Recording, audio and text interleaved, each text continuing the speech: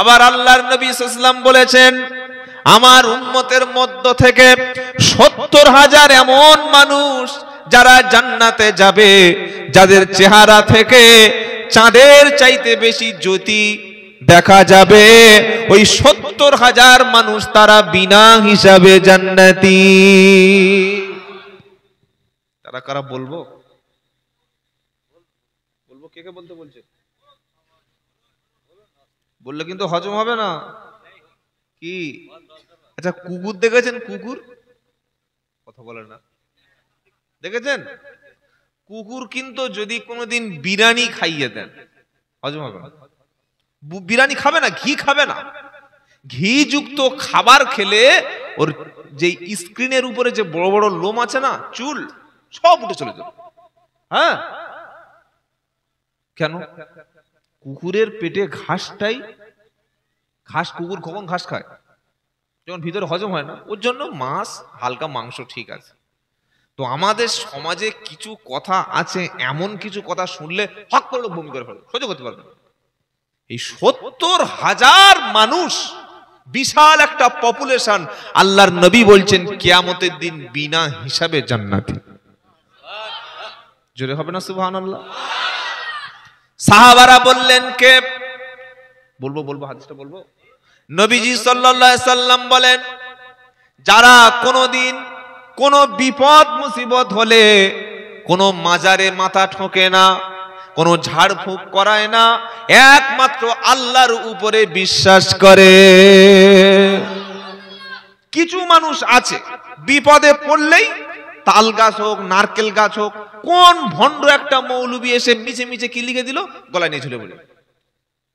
আরে আপনি আল্লাহর কাছে তাহাজ্জুদে কাঁদুন না, আপনি নামাজের পার্টিতে কাঁদুন না, ইফতারের সময় কাঁদুন না, কোরআন নিয়ে বসে বসে কাঁদুন না, আল্লাহর মসজিদে বসে বসে কাঁদুন। কবুল করবেন কে? আল্লাহ। এই মাথা, এই কপালটা কোন মাজারে, কোন কবরের উপরে আমরা সিজদা করব না, বলুন ইনশাআল্লাহ। কবর মাজারকে আমরা সম্মান করি, সেখানে গিয়ে আমরা কি করব? শুধুমাত্র জোরে বলেন, জিয়ারাত করলে সওয়াব আছে না নাই? জিয়ারাতে দুটো লাভ আছে। একটা লাভ হলো মাইয়েতের, মাইয়েত যদি গুনাহগার ব্যক্তি হয় তার জীবনের গুনাহগুলি আল্লাহ কমিয়ে দেবে।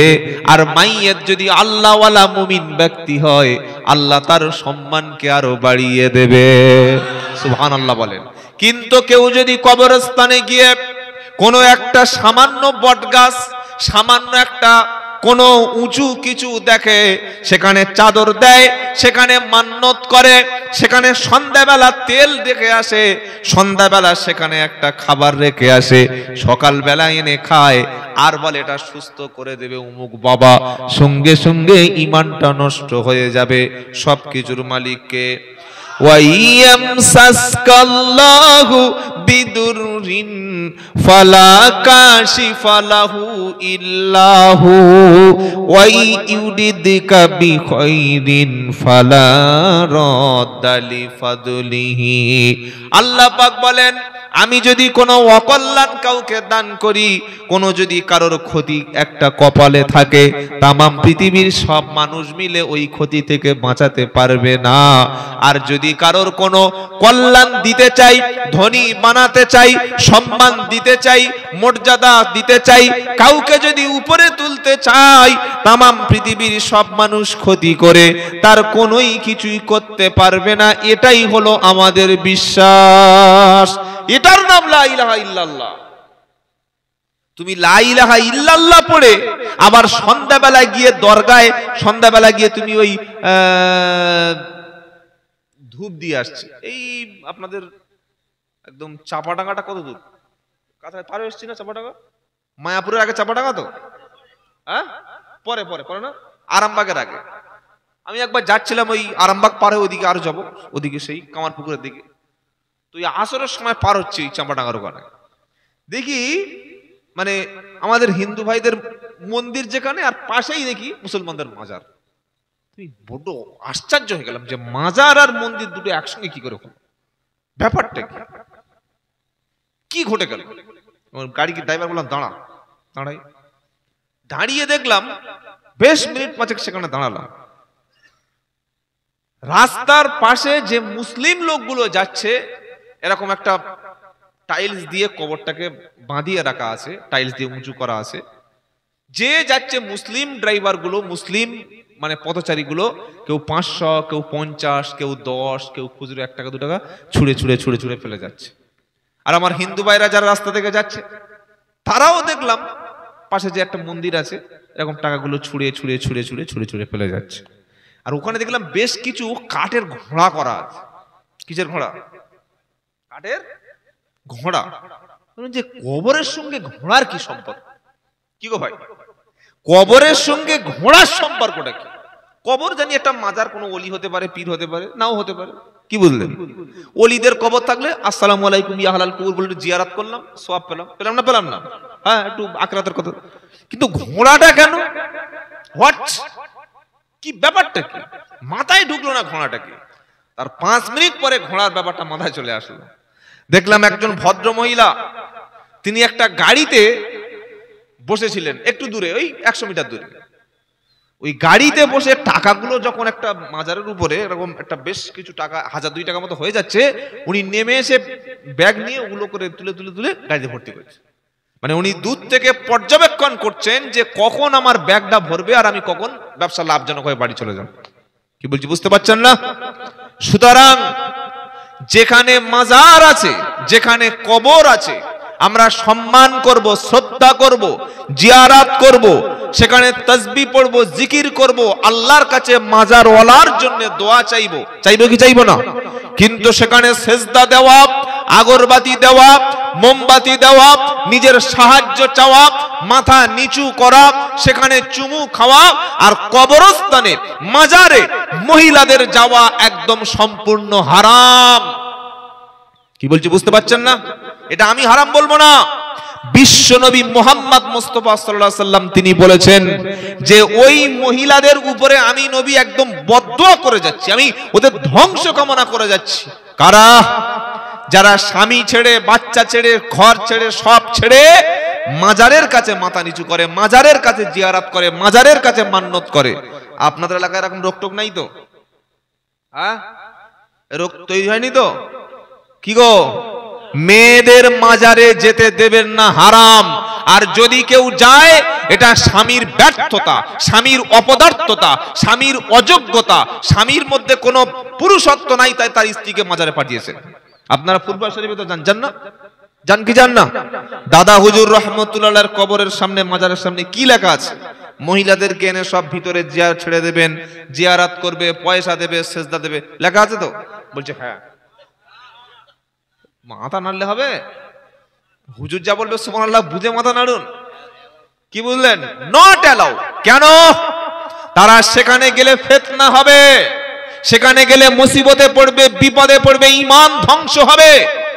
তাহলে আমরা নিজেদেরকে আহলে হক, আহলে সুন্নাতুল জামাত বলে দাবি করব, আবার আমার পাড়ায় কোনো নতুন কবর তৈরি হবে, সেই কবরের পাশে মোমবাতি দেব, সেজদা দেব, মুরগি দেব, সেখানে গিয়ে মাথা নিচু করব। কোন ভণ্ড এসে কোরআন পড়তে পারে না, সে বসে বসে তাবিজ লিখছে, কোরআন পড়তে পারে না, তাবিজ লিখছে।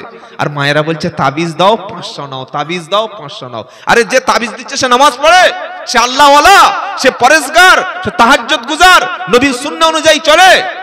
যাত্রার কাছ থেকে তাবিজ নিয়ে বিভ্রান্ত হয়ে যাচ্ছেন।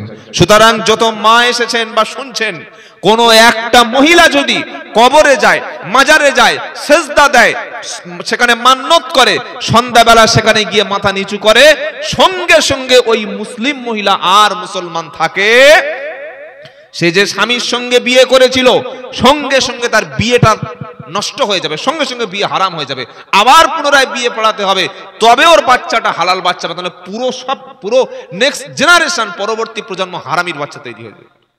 এটা আমার ফতোয়া না, এটা ওলামাদের ফতোয়া। আপনি যে কোনো মুফতিকে জিজ্ঞাসা করে নেবেন। আমি প্রথমেই শুনেছি, আমার কথা আপনাদের মানার দরকার নাই। কোরআন এবং সুন্নাহ দিয়ে যেগুলো শুনবেন, ভালো করে হাক্কানি ওলামাদের কাছ থেকে যাচাই বাছাই করে নিয়ে তবে আমল করবেন। বলুন ইনশাআল্লাহ, বলুন ইনশাআল্লাহ। আমাদের সম্পর্ক থাকবে মসজিদের সঙ্গে, আমাদের সম্পর্ক থাকবে কোরআনের সাথে। আজান হয়ে যখন যাচ্ছে, হাইয়া আলাস সালাম, হাইয়া আলাস সালাম, ওযু করে নিয়ে পোশাক পরে আল্লাহর ঘরে যাব, নামাজ পড়ব, সিজদা দেব, বলবো আল্লাহর কাছে, চাইবো আল্লাহর কাছে।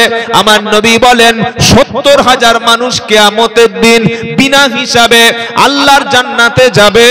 ওই 70,000 মানুষ হলো তারা যারা শরীরে কোনো কিছু ধারণ করে না, কোনোদিন আল্লাহ ছাড়া কারোর উপরে ভরসা করে না, আল্লাহ ছাড়া কারোর কাছে মাথা নিচু করে না। কোনো বিপদ মুসিবত হলে এক আল্লাহর উপরে বিশ্বাস করে যারা, বিনা হিসাবে জান্নাতি যাবে তারা। তা বলে কি ওষুধ খাবো না? ক্যান্সার হয়ে গেছে, লা ইলাহা ইল্লা আনতা, আল্লাহ সেরে দেবে? আল্লাহর নবী সাল্লাল্লাহু আলাইহি ওয়াসাল্লাম বলেছেন তোমরা চিকিৎসা গ্রহণ করো। বলেছে না বলে নাই? হ্যাঁ বলেছে। ঝাড়ফুঁক করবেন। ঝাড়ফুঁকের জন্য আল্লাহ কোরআনে স্পেশাল দুটো সূরা নাজিল করেছে। ওই সূরা দুটির নাম হলো সূরাতুল ফালাক এবং সূরা নাস।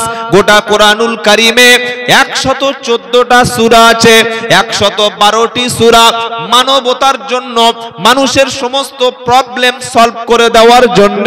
কিন্তু শেষের দুটো সূরা আছে, ওই দুটো সূরার নাম হলো ফালাক আর নাস। এই সূরা দুটি প্রত্যেক দিন পড়বেন। এই সূরা দুটি হলো ঝাড়ফুঁকের সূরা।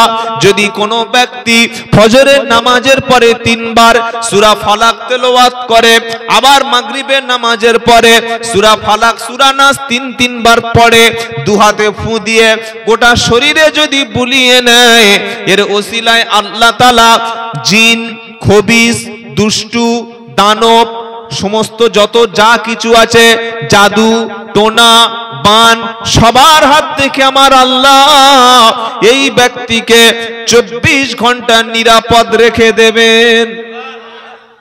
ওই কত বড় জাদুকর আছে, আমার বান মারুক দেন দেখি, আমি বসে আছি, মারুক, মেরে আমার জমানটা বন্ধ করে দিই, জীবনে পারবে না। কত বড় জাদুকর আছে আমার সঙ্গে যোগাযোগ করতে, আমি চ্যালেঞ্জ করে বলছি, খালি আমার বান মেরে আমার জমানটা বন্ধ করতে পারবে, জীবনে পারবে না। কেন? ফালাক এবং নাসের আমল যে ব্যক্তি করে, ও জাদু, টোনা, বান তার কোনো ক্ষতি করতে পারবে না। বলুন সুবহানাল্লাহ। হুজুর আমরা যদি করি, হ্যাঁ আপনারও হবে। কোরআন কি শুধু আমার জন্য? কি গো?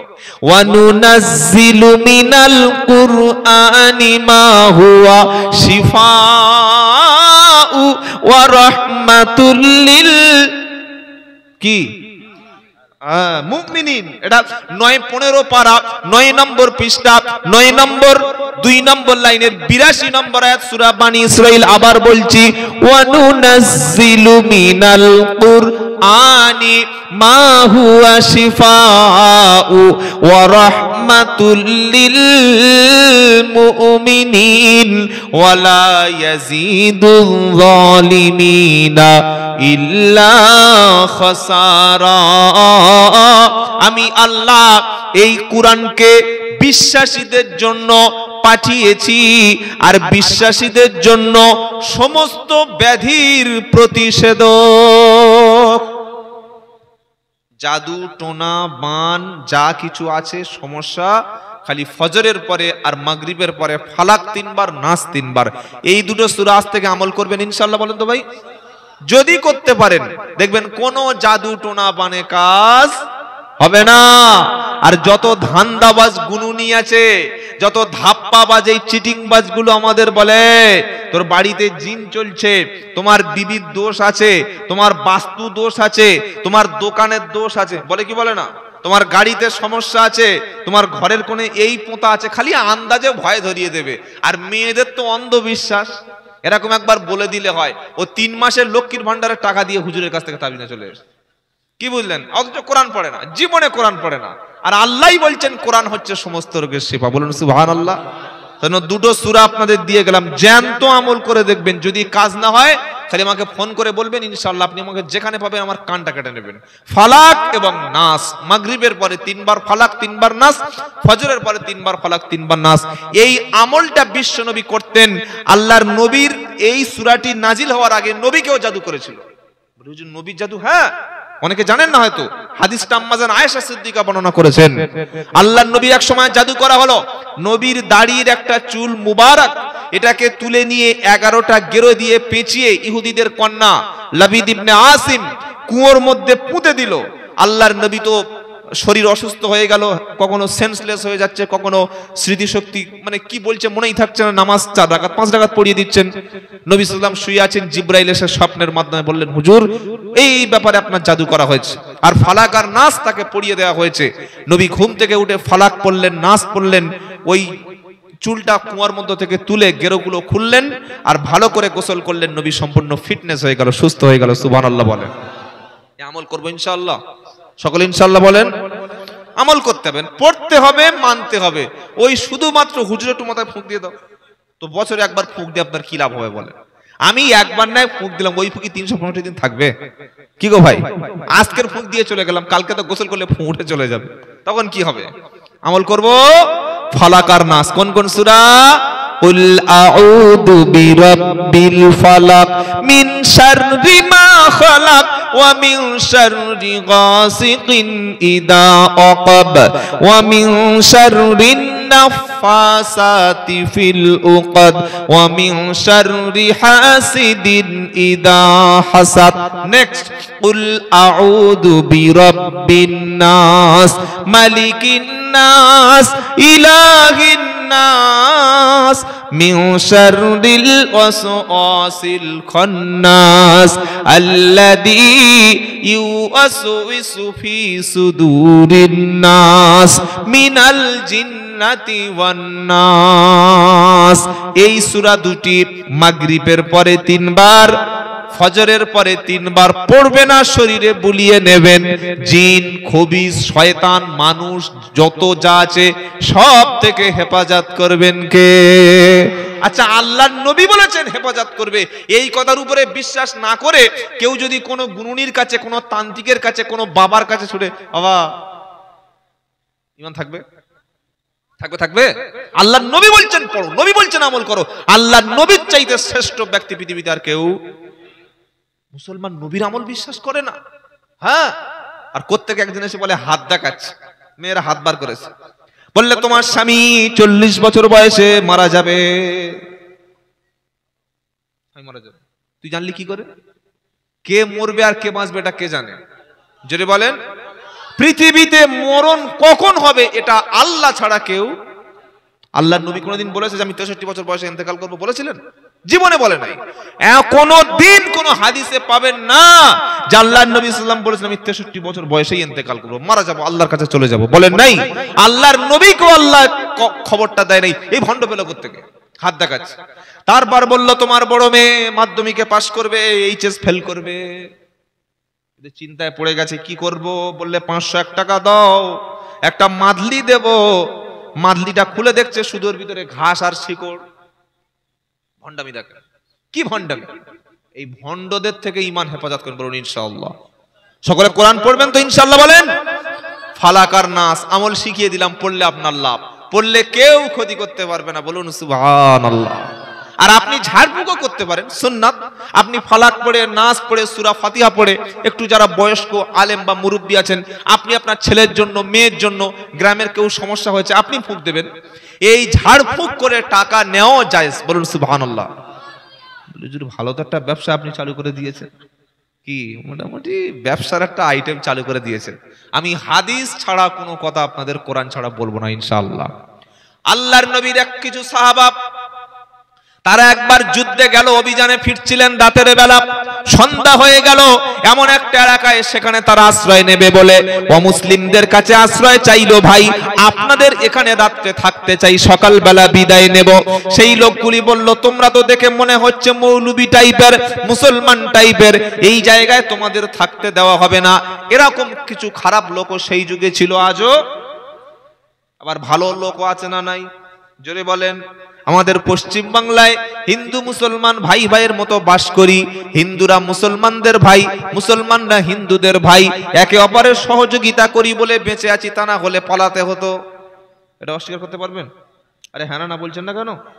কি গো, ওই যে বলে আমরা মুসলমানরা এক হও, আর হিন্দুরা যে বলে আমরাও এক হই।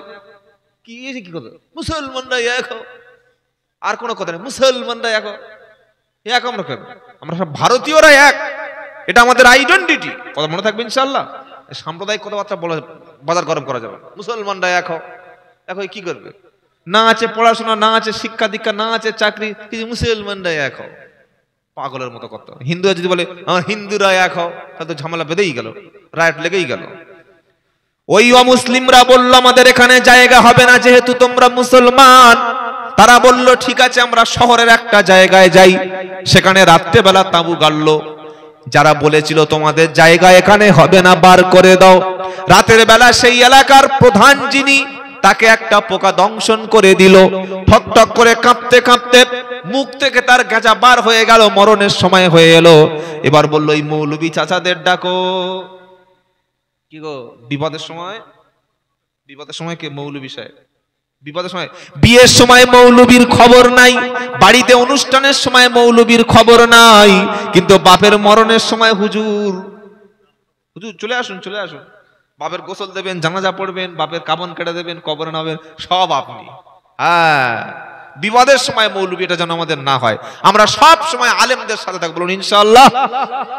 প্রত্যেকটা কাজ করবেন আলেমদের সঙ্গে আলোচনা করে, ঠকতে হবে না ইনশাআল্লাহ। ইনশাআল্লাহ আমি আব্দুল্লাহ জুবায়ের বলছি, যে কোনো কাজ আপনি হাক্কানি আলেমদের সঙ্গে পরামর্শ করে করুন, আপনার জীবনে কোনো লস নাই, বলুন সুবহানাল্লাহ। আলেমরা আপনাদের কুবুদ্ধি দেবে না। আপনার বংশের মধ্যে আলেম তৈরি করুন, আপনার সন্তানটাকে আলেম বানান। ও মাতাল হবে না, ও নারী নির্যাতন করবে না, সুদের ব্যবসা করবে না, লটারির টিকিট কাটবে না, খুন করবে না, ধর্ষণ করবে না, জুয়া খেলবে না, বাপকে বাড়ি থেকে বার করে দেবে না, মাতলামি করবে না, পরের সম্পত্তি দখল করবে না। কারণ ইন্নামা ইয়াখশাল্লাহ মিন ইবাদিহিল উলামা। 22 নম্বর পারা 16 নম্বর পৃষ্ঠা 12 নম্বর লাইনের 28 নম্বর আয়াত, সূরার নাম সূরা ফাতিরে। আল্লাহ পাক বলছেন নিশ্চয়ই আলেমরা আমার বান্দাদের মধ্যে সবচেয়ে বেশি আমাকে ভয় পায়। সুবহানাল্লাহ বলবেন না? চেষ্টা করুন, আজ থেকে নিয়ত করুন। আমি প্রথমেই বলেছি শরীর খুব একটা ভালো না, আমরা যে বক্তব্যগুলো শুনবো এর মধ্যে আমরা কিছু কথা মেনে নেব, আর আমরা আগামী ভবিষ্যতে কিছু একটা করার চেষ্টা করব, বলি ইনশাআল্লাহ। ইনশাআল্লাহ বলেন। এখানে সিদ্ধান্ত করুন, আমি হতে পারে নাই, আমার ছেলেকে আলেম বানাবো, ইনশাআল্লাহ বলেন। আপনাদের হুগলি জেলায় মানুষ প্রচুর পয়সা, আমাদের 24 পরগনা পয়সা কই, উত্তর 24 পরগনা, দক্ষিণ 24 পরগনা মানুষ তো পয়সা নেই বললে চলে। খুব আল্লাহ কিছু কিছু মানুষের দিয়েছে, কিন্তু বেশিরভাগ মানুষ দিন মজুর, বেশিরভাগ খেটে খাওয়া মানুষ আমাদের 24 পরগনা। আপনাদের আল্লাহ প্রচুর পয়সা দিয়েছে হুগলিতে, বর্ধমানে, হাওড়াতে, মেদিনীপুরে, কিন্তু আপনাদের এখানে আলেমদের সংখ্যা যেভাবে থাকার দরকার সেরকম কি আমরা তৈরি করতে পেরেছি? এটা নেই, এটা আমাদের দুর্বলতা স্বীকার করতে হবে। কিন্তু আমরা যদি চেষ্টা করি আগামী প্রজন্ম, আমার এলাকার মধ্যে, আমাদের 24 পরগনা, আমার বাড়ির কাছে যাবেন, এ বাড়ি একটা হাফেজ, ওখানে একটা হাফেজ, ওখানে একটা হাফেজ, শুধু হাফেজ আর আলেম। আলহামদুলিল্লাহ বলবেন না? কি গো, আলেম হাফেজের গ্যারেজ, যেখানে যাবেন সেখানে। আপনাদের এখানে পয়সাওয়ালা মানুষ আছে, শিক্ষিত অনেক আছে, কিন্তু এই নিয়ত অন্তত করুন যে আমি আলেম হতে পারি নাই, আমার ছেলে হতে পারে নাই, আমার বংশের মধ্যে একটা বানাবো, বলুন ইনশাআল্লাহ। বলেন না ইনশাআল্লাহ? নবী বললেন কুন আলিমান, হয় আলেম হও, আও মুতাআল্লিমান, আলেম না হতে পারো আলেমের ছাত্র হও, আলেমের ছাত্র না হতে পারো, আও মুস্তামিয়া, কমপক্ষে আলেমের কথা শোনো, আলেমের কথা না শোনার সৌভাগ্য হয়, আও মুহিব্বা লাহু, কমপক্ষে আলেমকে ভালোবাসো, আর 5 নম্বর পর্যন্ত হয়ও না, 4টের মধ্যে একটা হলে তুমি অবশ্যই মুক্তি পাবে। সুবহানাল্লাহ পড়ে। 4টে কথা নবী বললেন। কোন আলিমা, আচ্ছা বাংলায় বলি, হয় আলেম হও, আলেম না হতে পারলে আলেমের ছাত্র হও, ছাত্র না হতে পারলে আলেমের কথা অন্তত শোনো, আলেমের কথা মেনে নাও, 3টে না হতে পারলে কমপক্ষে আলেমের ভালোবাসা তোমার অন্তরে রেখে দাও, তাহলে তুমি নাজাত পাবে। আলেম মানে কে? দারুল উলুম দেওবন্দ থেকে কাসেমি সার্টিফিকেট এনেছে, সাহারানপুর মাজাহিরুল উলুম থেকে মাজাহিরি সার্টিফিকেট এনেছে, আলিয়া থেকে আলিয়াবি হয়ে এসেছে, ফুরপুরা থেকে ফাতেহি হয়ে চলে এসেছে, বর্ধমান থেকে মাদানী রহমানি হয়ে এসেছে, সৌদি আরব থেকে তিনি মাদানী হয়ে এসেছে, মিশর থেকে তিনি আজহারি হয়ে এসেছে। এর নাম কি আলেম? না না না, ডিগ্রি আর আলেম দুটো এক না। আলেম হলো সে ইলম অনুযায়ী আমল করে, যে ইলম অনুযায়ী যতটুকু জেনেছে, যতটুকু পড়েছে, যতটুকু বুঝেছে সেই অনুপাতে নিজে আমল করে, যে অন্যদেরকে আমল করতে বলে, যে আলেম বান্দা হলো সে। সুবহানাল্লাহ বলেন। বাবাজিরা, আল্লাহ ভাইরা, আলেম দেখে তার পিছনে ছুটে, তার পিছনে, আরে ও আলেম, কোরআন পড়তে পারে, বক্তব্য করছে, বলে 20,000 টাকা দাও। 20,000 টাকা? হ্যাঁ, 30,000 টাকা দাও। এত টাকা কি করবি রে ভাই? তুই তো 2,000 টাকার বেশি খেতে পারবি না। 2,000 টাকার বেশি খাওয়াতে পারবেন? একটা মানুষ কত খেতে পারে? আমাকে মাফ করবেন, এমনও বক্তা আছে, আমাকে সেদিন একটা হুজুর বলছে, বলে ভাই 45 লাখ কামিয়েছি গত বছর। বাহ, খুব ভালো করে হিসাব দিতে পারলাম। 45 লাখ। মুসলমান শিক্ষার পিছনে টাকা খরচ করুন। হুজুরদের অনেক খাইয়েছেন। আমি আমার এই কমিটির ছেলেদের আমি যেটা শুনলাম, এসে আমার অন্তর ঠান্ডা হয়ে গেল। মাত্র 50, সে কথা শেষে বলবো, 50 টাকার বিনিময়ে একটা সদস্য পদ। এটা কি? মানবতার জন্য কাজ করা। আল্লাহর কসম করে বলছি, আমি আমার স্টাডি, আমার মুতালা, আমার গবেষণা, আমি রিসার্চ করে কথা বলছি। এটা কি? আল্লাহর নবী সাল্লাল্লাহু আলাইহি ওয়াসাল্লাম শুধু যদি নামাজ, রোজা আর হজ যাকাতের জন্য আল্লাহ তাকে নবী করে পাঠাতেন, ইসলাম কোনোদিন মদিনার মক্কার বাইরে যাওয়া সম্ভব হতো না। সবচাইতে বেশি যে কাজটা করেছেন নবী, মানবতার জন্য কাজ করেছেন। বলুন সুবহানাল্লাহ। মদিনায় যাওয়ার পরে আজ মুসলিম মহল্লায় একটা বাচ্চা যদি ইতিম হয়ে আসে, হয় তাকে কারখানায় দেওয়া হয়, তা না হলে হোটেলে কাজ করতে দেওয়া হয়, তা না হলে ইতিমখানায় দিয়ে আসা হয়। ওর কোনো দায়িত্ব সমাজ নিতে চায় না। বিধবা হয়ে আসলে ওই বিধবা মায়ের দায়িত্ব মসজিদ কমিটি নেয় না, ওই বিধবার দায়িত্ব মাদ্রাসা কমিটি নেয় না, ওই বিধবার দায়িত্ব কোনো পার্টির লোক নেয় না, ওই বিধবার দায়িত্ব কোনো পঞ্চায়েত মেম্বার নেয় না। তাহলে বিধবা মানে কি সে তার দোষ? না, আল্লাহ তাকে পরীক্ষায় নিয়েছেন।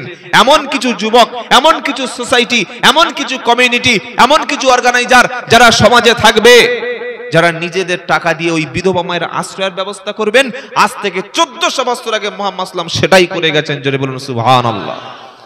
আমরা খালি বলছি চলো নামাজ পড়ো, চলো দাঁড়িয়ে রাখো। হ্যাঁ, নামাজ পড়তে যাবো, দাঁড়িয়ে রাখবো, হজ করবো, যাকাত দেবো, কিন্তু গরিব, এতিম, দুস্থ, মিসকিন এদের পাশে কে দাঁড়াবে?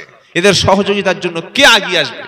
আমার পাড়ায় একটা ছেলে, আপনার এলাকায় একটা ছেলে মাধ্যমিক পরীক্ষা দিয়ে অনেক নাম্বার পেয়েছে। তার একটা অ্যাম্বিশন, উচ্চ আকাঙ্ক্ষা হলো সে একটা বড় ডব্লিউবিসিএস অফিসার হবে, আইপিএস অফিসার হবে। 25 লাখ 30 লাখ টাকা খরচ। এখন তো সোশ্যাল মিডিয়ার যুগ। আল্লাহ মুসলমানদের অর্থের অভাব রেখেছে। আমরা যদি সোশ্যাল মিডিয়া থেকে একটু কালেকশন করি, এরকম হাজারো মেরিটোরিয়াস স্টুডেন্ট আছে, হাজারো ব্রেনি ছাত্র আমাদের মুসলমানদের মধ্যে আছে, যারা বড় বড় আইপিএস, বড় বড় ডব্লিউবিসিএস অফিসার হওয়ার মতো যোগ্যতা আছে না নাই? আছে না নাই? কোনদিন জলসা থেকে শুনেছেন, ইসালে সাহেব থেকে শুনেছেন, মিলাদ মাহফিল থেকে শুনেছেন যে এবছর জলসা থেকে টাকা তুলে, চাঁদা তুলে একটা বড় ডাক্তার আমাদের এলাকায় বানাবো? শুনেছেন? শুনেননি?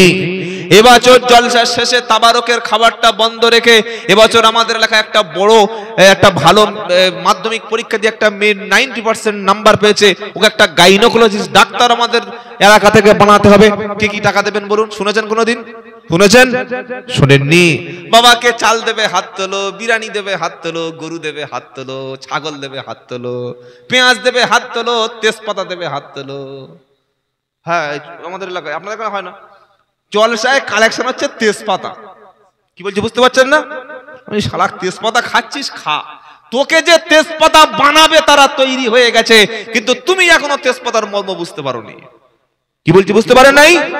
তুমি জলসা থেকে তেজপাতা কালেকশন করছো বিরিয়ানি খাবে বলে 2026-এ, আর তুমি নিজেই তেজপাতা হয়ে যাবে 2026-এ। তোমার মধ্যে শিক্ষা নাই, তোমার মধ্যে ঐক্য নাই, তোমার মধ্যে ভ্রাতৃত্ব নাই। তুমি 40 লাখ টাকা খরচ করে মসজিদ বানাতে পারো, ইমামের 10,000 টাকা বেতন দিতে গেলে তোমার দাড়ি থেকে ঘাম ঝরে। তুমি 50 লাখ টাকা মসজিদে এসি বানিয়েছো, এসি দিয়েছো। একটা মসজিদে 4টে এসি, সব দুটো এসি দিয়েছে, 4টে এসি। কি দরকার আছে মসজিদে এসি? আপনি আমাকে বলুন, কি দরকার আছে? মসজিদে বড় বড় জানালা করলে মুসলমানদের মন ভরে না, ভালো ভালো সিলিং ফ্যান দিলে মন ভরে না, ভালো ভালো অ্যাডজাস্ট ফ্যান মসজিদে দিলে মুসলমানদের মন ভরে না। এসি দিতে হবে? আর যে ইমামটা তারাবি পড়াচ্ছে সারা রাত ঘেমে ঘেমে, ওই ইমামটা সিঁড়ির তলায় শুয়ে আছে, তার ছোট্ট একটা ফ্যান কো কো কো কো কো। ইমাম সাহেবের রুমে এসি দেখেছেন কোনোদিন? দেখে তাহলে আমার বলুন যে ইমাম সাহেবের রুমে এসি আছে, দেখেছেন? ইমাম সাহেবের এসি লাগবে না, কারণ ও তো মানুষ নয়। কি, ও তো আমাদের ওই রোবট। ইমাম মানে কি? রোবট, খায়, নামাজ পড়ায়। এই কথাগুলো বোঝার চেষ্টা করুন, আপনারা কষ্ট পাচ্ছেন না তো? বাবাজিরা, আল্লাহর ভাইরা, মানবতার পাশে দাঁড়ান। আল্লাহর নবী সর্বপ্রথম মদিনায় গিয়ে স্লোগান তুললেন। মদিনার প্রথম ভাষণ চেক করুন। বিশ্বনবী মদিনায় গিয়ে প্রথম যে ভাষণ দিলেন, নামাজ পড়ো, রোজা করো, হজ করো, যাকাত দাও, এসব কথা নবীজি বললেন না। নবীজি সর্বপ্রথম দুটো কথা শেয়ার করলেন। ও আমার জাতি, নবীজি বললেন শোনো, প্রথম দুটো কথা, একটা হলো পরিচিত অপরিচিত সবাইকে সালাম দেবে। 2 নম্বর হলো ক্ষুধার্ত ব্যক্তিকে তোমরা খাবারের ব্যবস্থা করে দেবে। একটা মুসলমানের উপরে আর একটা মুসলমানের হক আছে কয়েকটা। 1 নম্বর হক হলো, তোমার মুসলমান ভাই যদি সে তোমার সঙ্গে দেখা হয়, সে যদি বলে আসসালামু আলাইকুম, তুমি বলবে ওয়ালাইকুমুস সালাম।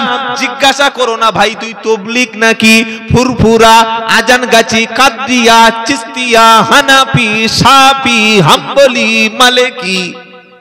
এগুলো আমরা বলি না? আরে বলছেন না কেন? দল খুঁজছে, বললে ওই দল জান্নাতি, ওই দল জান্নাতি। এই দল নিয়ে ভাগাভাগি করতে আমাদের পিছনে এতটা ক্ষতি হয়ে গেছে। আর দল নয়, আগেই আলোচনা করে দিয়েছি। মুসলমান দেখলে কি বলবো? সালাম। মনে থাকবে ইনশাআল্লাহ। 2 নম্বর নবীজি বললেন, তোমার মুসলমান ভাই যদি কোনদিন তোমাকে দাওয়াত করে, তুমি তার দাওয়াত গ্রহণ করো। 3 নম্বর, মুসলমান ভাই যদি অসুস্থ হয়, তুমি তাকে দেখতে যাও। 4 নম্বর হলো, মুসলমান ব্যক্তি যদি ঈমানদার, তিনি যদি মারা যায়, মাইয়েতের পিছনে পিছনে তুমি যাও, জানাজার নামাজ পড়ো, তার বুকে 2 মুঠো মাটি দাও। জোরে বলুন সুবহানাল্লাহ। মুসলমানের উপরে মুসলমানদের কয়েকটা হক আল্লাহ নবী শিখিয়ে দিলেন। মদিনায় যাওয়ার পরে 2টো কথা বললেন, বেশি লম্বা চড়া বক্তব্য না। 1, পরিচিত অপরিচিত সবাইকে সালাম দাও। আর 2 নম্বর হলো ক্ষুধার্তকে খাদ্য দাও আর জান্নাতে চলে যাও। সুবহানাল্লাহ বলবেন না? বেশি কিছু বলে না। এত বড় দাড়ি রাখো, এই পর্যন্ত পাঞ্জাবি পরো, 20 বার উমরা করো। হ্যাঁ, 5-এর লোক না খেয়ে মারা যাচ্ছে, 20 বার উমরা করছে। কত বড় গরু, চিন্তা করুন। মানুষ না, গরু, একদম পিওর গরু। ডিএনএ টেস্ট করলে গরুর ডিএনএ বার হয়ে যাবে। কি বলছি বুঝতে পারছেন না? উমরা করা নফল, হজ করা ফরজ। বাবা, একবার হজ করেছি, উমরা করে এসেছি, ভালো। প্রত্যেক বছর বউ বাচ্চা নিয়ে সব উমরা যাচ্ছে, আর 5 লোক খেতে পারে না। হ্যাঁ, আমার উমরা থেকে ঘুরে এসে বলছে আমি উমরা হাজি। উমরা আবার হাজি হয় কি করে? হাজি আলাদা, উমরা আলাদা। এই কত রকমের লেভেল, আল্লাহ ভালো জানেন। আল্লাহ হেফাজত করুক, আল্লাহুম্মা আমিন। পাশের মসজিদে নামাজ পড়ে না, সে আজমিরে যাচ্ছে। গ্রামে মসজিদ আছে, নামাজ পড়ে না, বললে আজমিরে যাচ্ছে, তা আবার বউ বাচ্চা নিয়ে। তুই কি করেছি? বলে না, খাজা ওয়াজ কবর জিয়ারত করতে। তোর বাপের কবর জিয়ারত করিস না? বাপের কবর জিয়ারত করিস। এই সব রাতে রাত পরশুদিন গেল, তাই তো? আরে হ্যাঁ না বলেন না? সারা রাত যুবক ছেলেরা বাইক নিয়ে শুধু কি ছুটছে। বাপের কবর জিয়ারত করেছে বাবা, বলে সময় নাই। আচ্ছা আমার ভাইয়েরা, একটু যদি আগিয়ে আসেন, পিছনে যারা আসছেন একটু বসতে পারেন। লা ইলাহা ইল্লাল্লাহ, সকলে আসেন। লা ইলাহা ইল্লাল্লাহ, লা ইলাহা। সামনে সামনে, যার জায়গা সামনে ফাঁকা আছে সেই জায়গাটা আপনার। মুহাম্মাদুর রাসূলুল্লাহ, কলেমা সঙ্গের সাথী, কলেমা গোরের বাতি, পড়ো কলেমা দিবারাতি, লা ইলাহা ইল্লাল্লাহ। এ বাবা ছেলে, সামনে সামনে সামনে, লা ইলাহা ইল্লাল্লাহ, লা ইলাহা।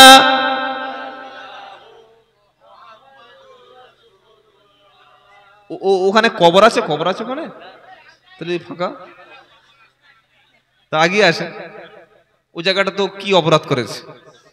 এই যে আগিয়ে আসতে বসতে বললাম, এটা অনেকে ভাবছেন যে ব্যাপারটা কি, এইরকম সেম ঘটনা বিশ্বনবী আর সাহাবাদের মধ্যে ঘটেছিল।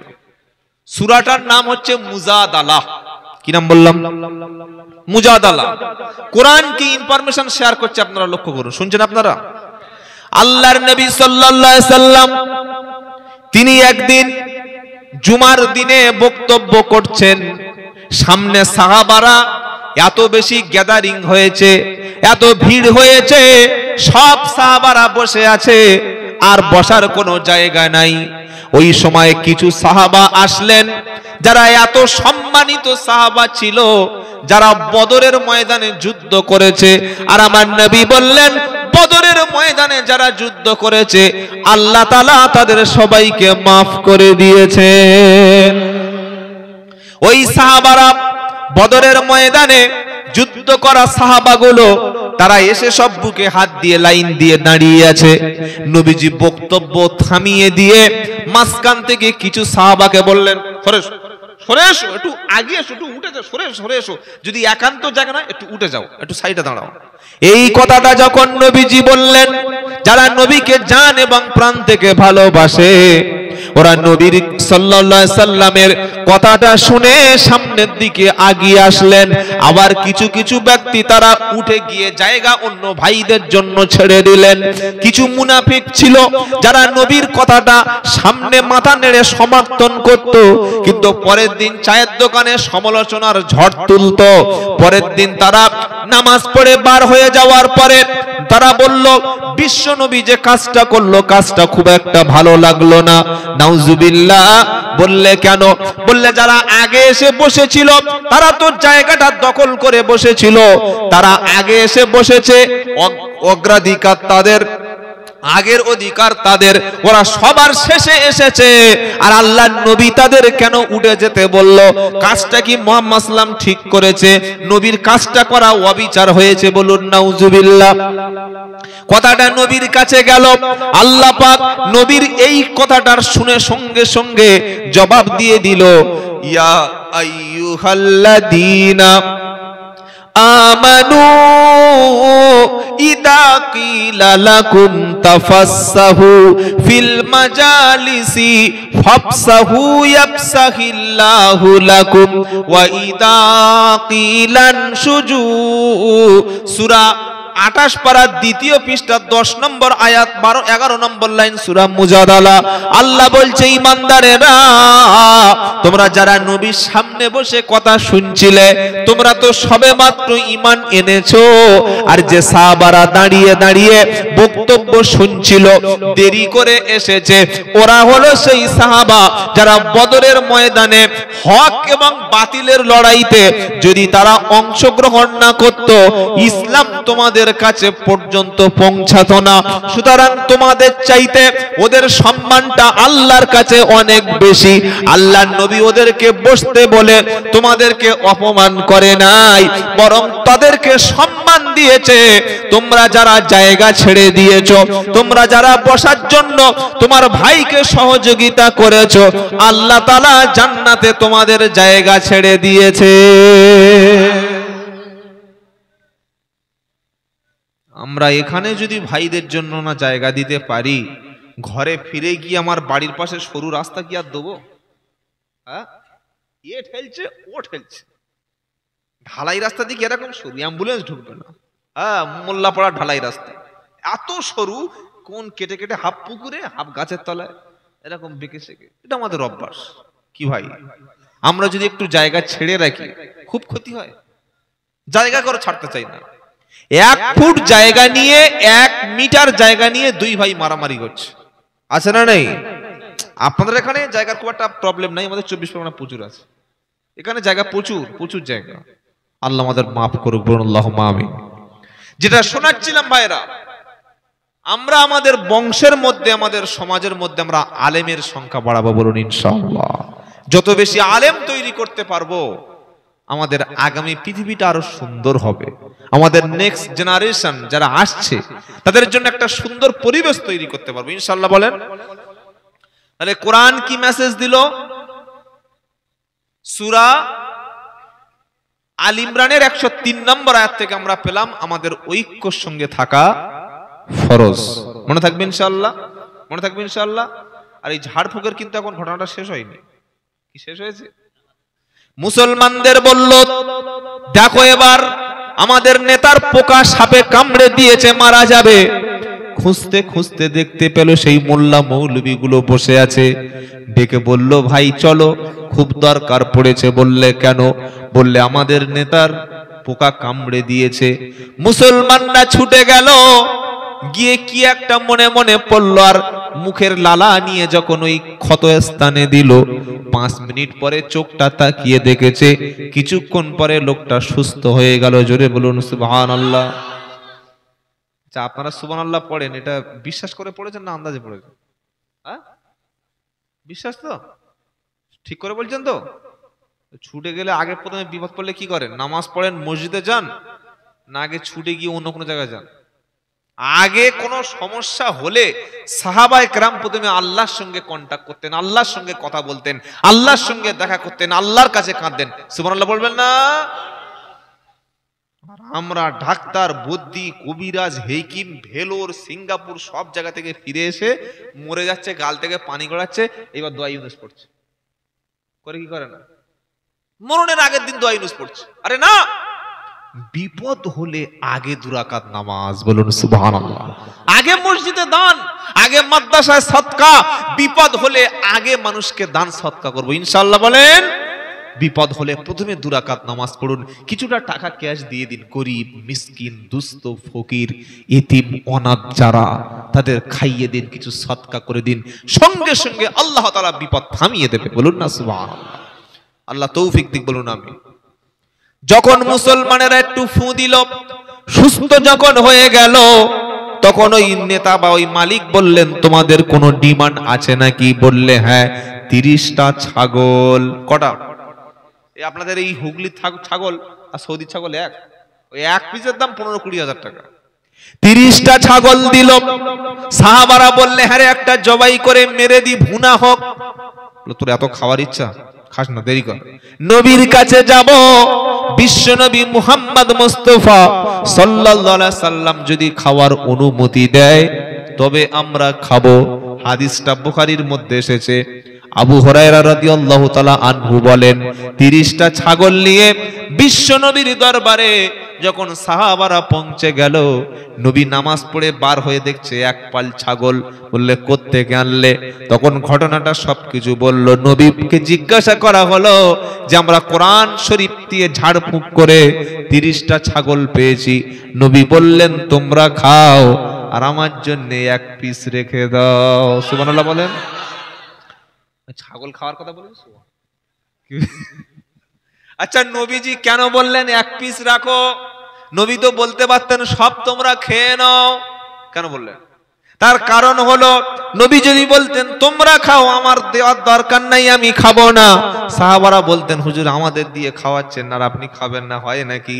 নবীজি তার মানে এটা প্রমাণ করলেন, কেউ যদি ঝাড়ফুঁক করে, কোরআন থেকে ফু দেয়, কোরআন থেকে যদি তাদবির তদবির করে, ঝাড়ফুঁক দিয়ে নেয়া জায়েজ আছে। যদি বলেন সুবহানাল্লাহ। আপনি তাহাজ্জুদ পড়ুন, হালাল খাদ্য খান, বাপমার খেদমত করুন, হারাম খাবেন না, মিথ্যা বলবেন না, গীবত করবেন না, অন্যের ক্ষতি করবেন না। তো এবার নবী জিজ্ঞাসা করছে, হ্যাঁ গো, 30টা ছাগল যে 1 ফুঁকে মেরে আনলে কি বিদ্যে পড়েছো বলো? জানার দরকার আছে না নাই? জোরে বলেন। নবী বললেন, বলো তুমি যে 1 ফুঁকে 30টা ছাগল আনলে, কোন দোয়া পড়ে 30টা ছাগল পেলে? নবী বললেন, হুজুর ওই তো আপনার শেখানো দোয়া। দোয়াটা হলো সূরাতুল ফাতিহা। সুবহানাল্লাহ বলেন, নারে তাকবীর।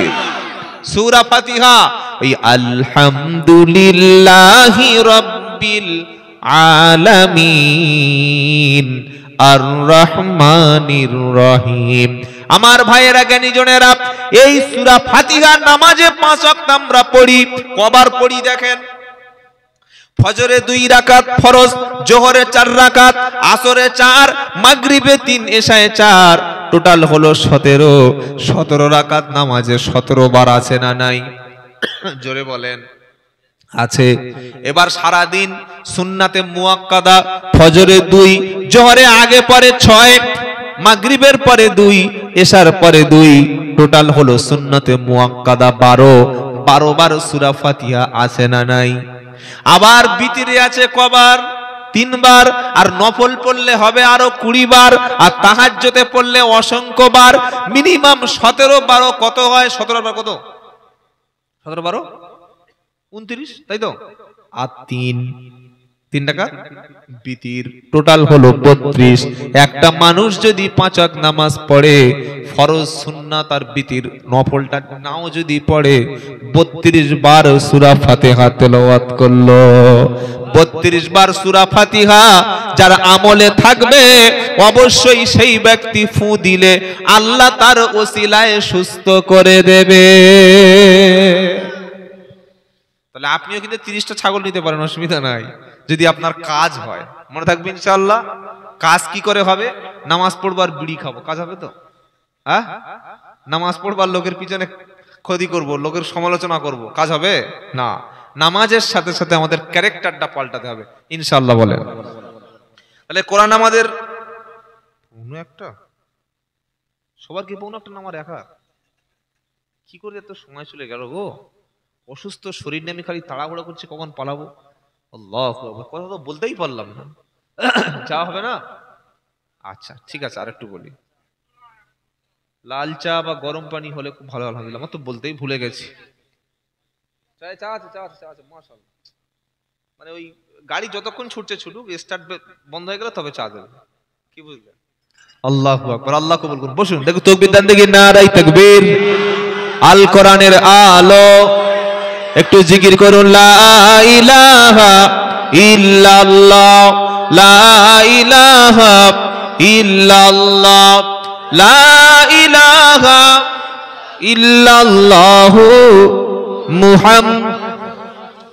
কলেমা সঙ্গের সাথী, কলেমা গোরের বাতি, পড়ো কলেমা দিবারাতি, কলেমা ছাড়া নেই কো গতি, লা ইলাহা ইল্লাল্লাহ, লা ইলাহা ইল্লাল্লাহু মুহাম্মাদুর রাসূলুল্লাহ সাল্লাল্লাহু। আলহামদুলিল্লাহ, আলহামদুলিল্লাহ, আল্লাহ কবুল করুন। বাবাজিরা, আল্লাহ আল্লাহ ভাইরা, জ্ঞানী জনেরা, সুধী মানুষেরা, তাহলে আমরা একটা মেসেজ কোরআন থেকে পেলাম কি? ইসলাম আমাদের ঐক্য শেখায়, ভ্রাতৃত্ব শেখায়, আমাদের মধ্যে দ্বন্দ্ব বিভেদ ভুলে যেতে শেখায়। কে শেখায়? ইসলাম।